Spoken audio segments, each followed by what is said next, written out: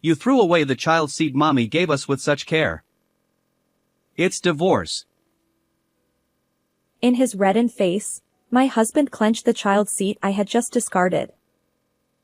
It was a gift from my exuberant mother-in-law when her first grandchild was born. However, this so-called baby gift turned out to be a terrifying gift. Is this enough?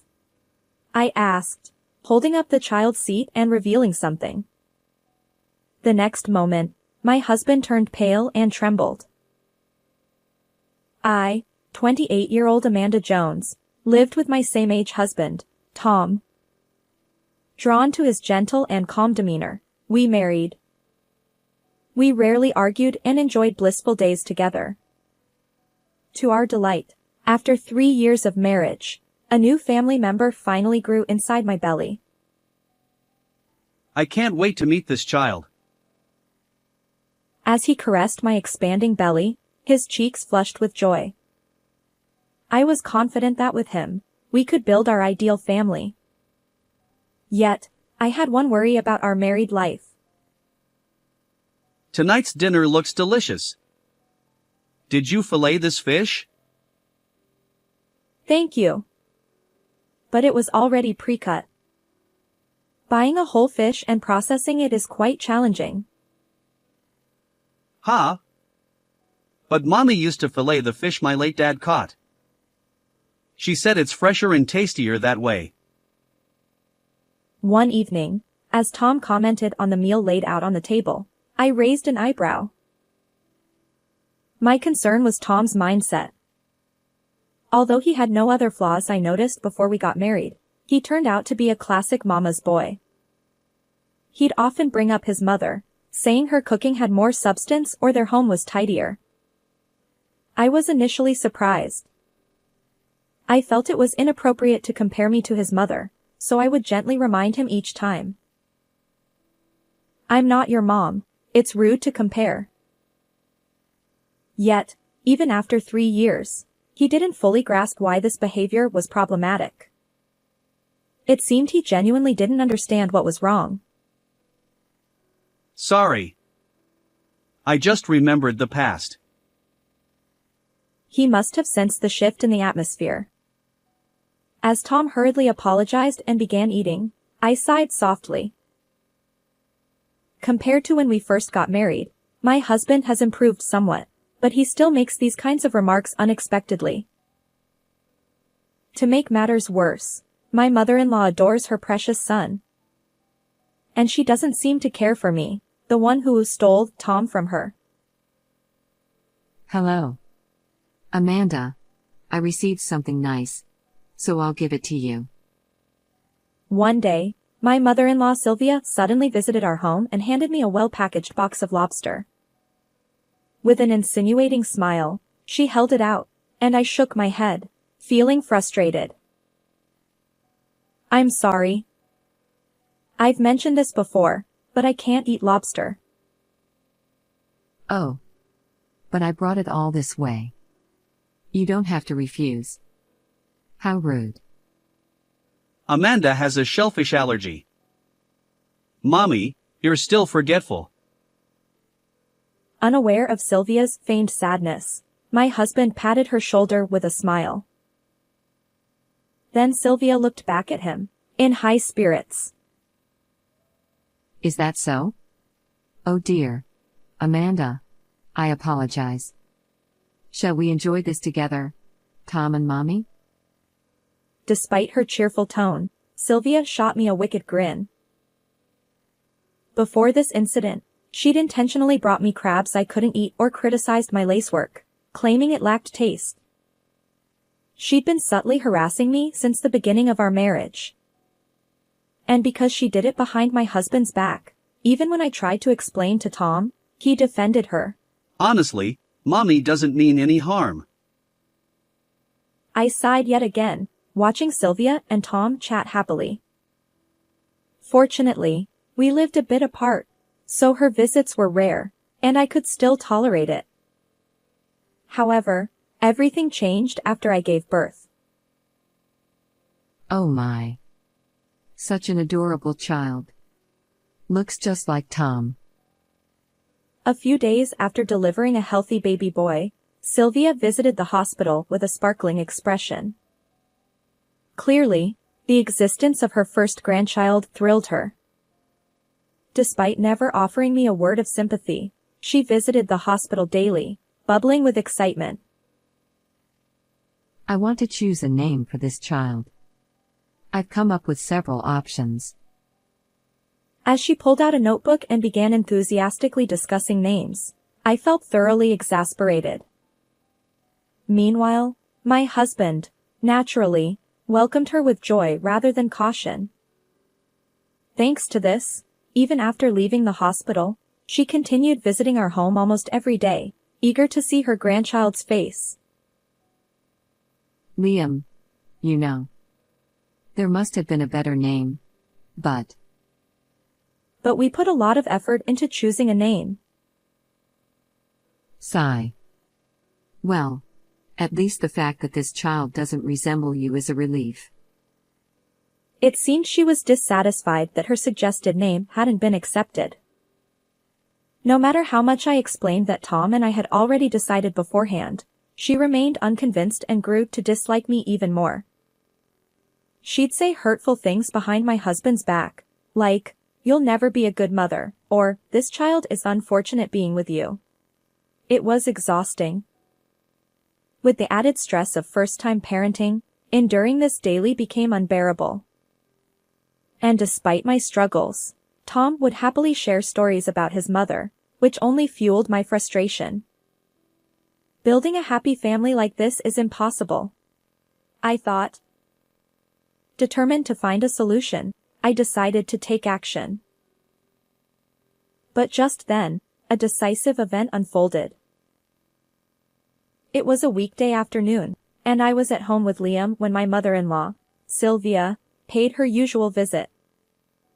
She handed me a large box, which, from the photo on it, appeared to be a child's seat. This is a belated baby gift for Liam. Please use it.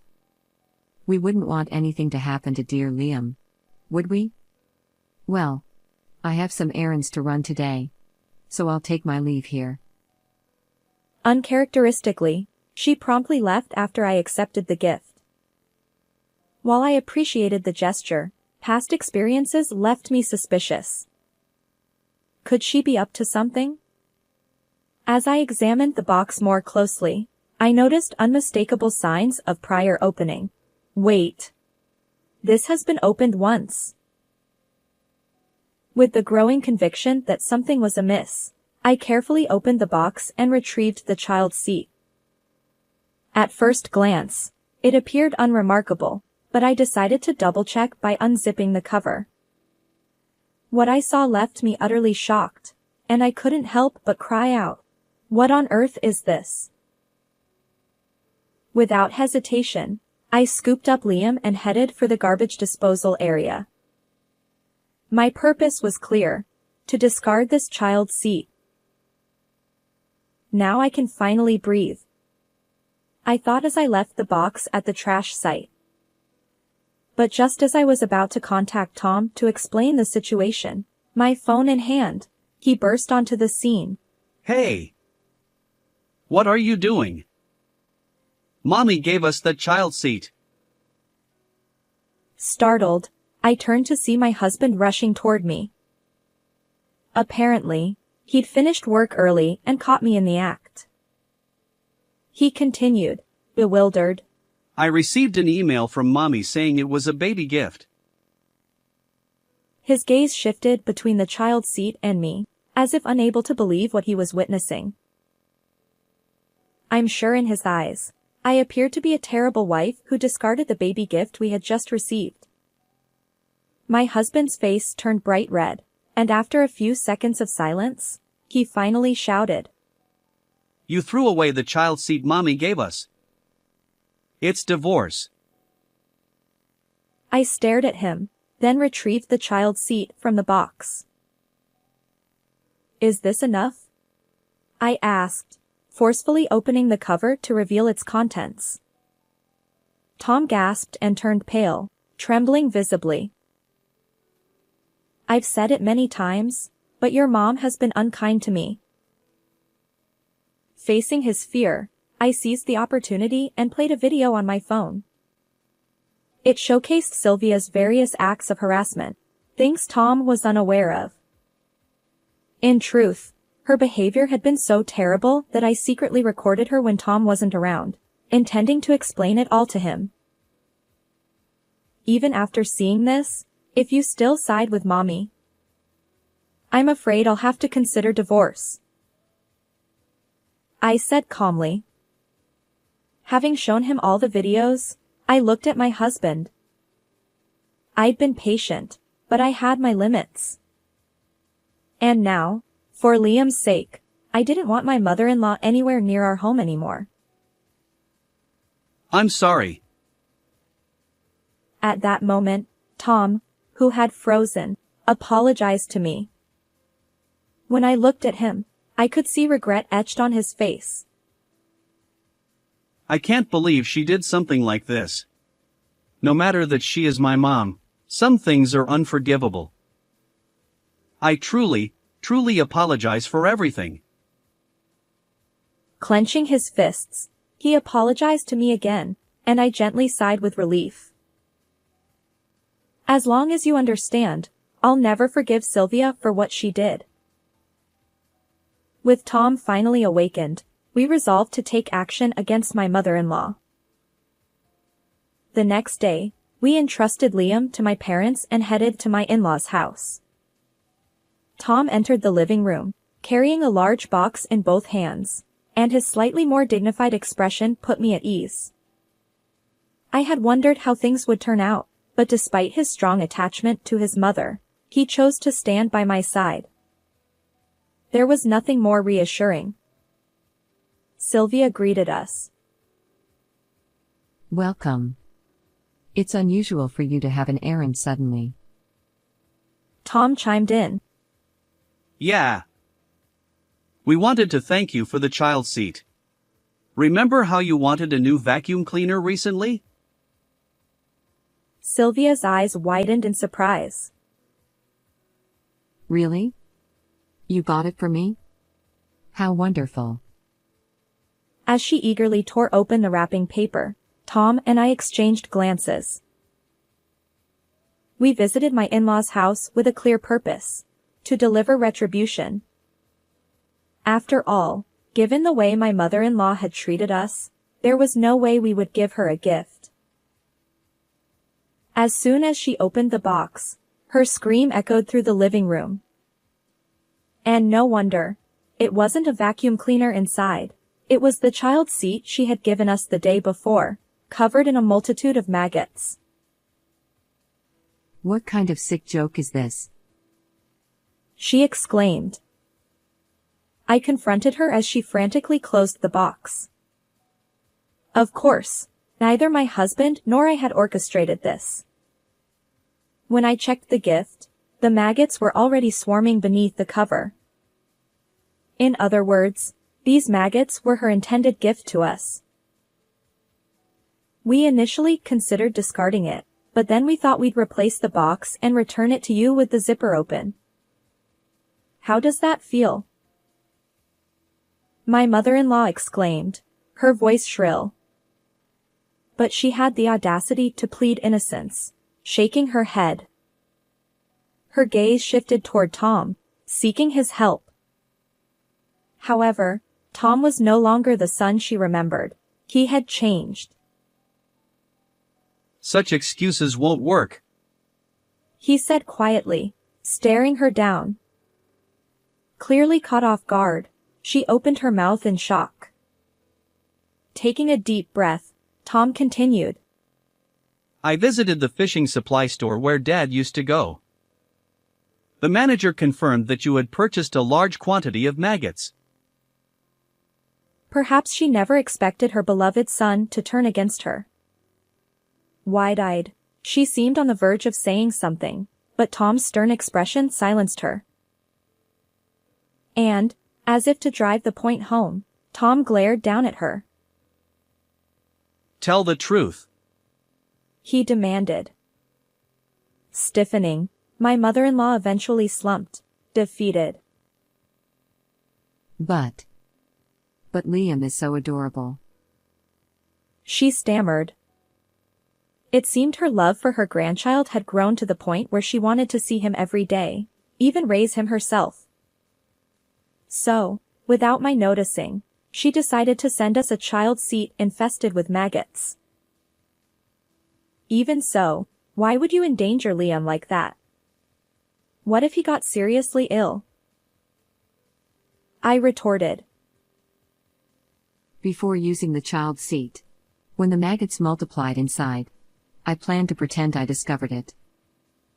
According to her, my management was sloppy, and she couldn't entrust me with this responsibility. She even intended to use this as a reason to take custody of my son. Unbelievably, she intended to steal Liam away from me by sabotaging the child seat. Unbelievable. How could such a plan ever work? I shuddered at my self-centered mother-in-law's thoughts. It seemed she was willing to endanger her grandchild if it meant getting her way. I had no intention of dealing with such a dangerous person, and certainly, Liam would not be meeting her. Enough.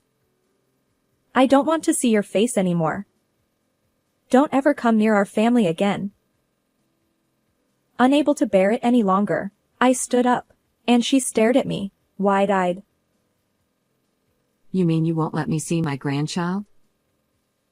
Suddenly, her face turned pale, and she clung to us as we tried to leave.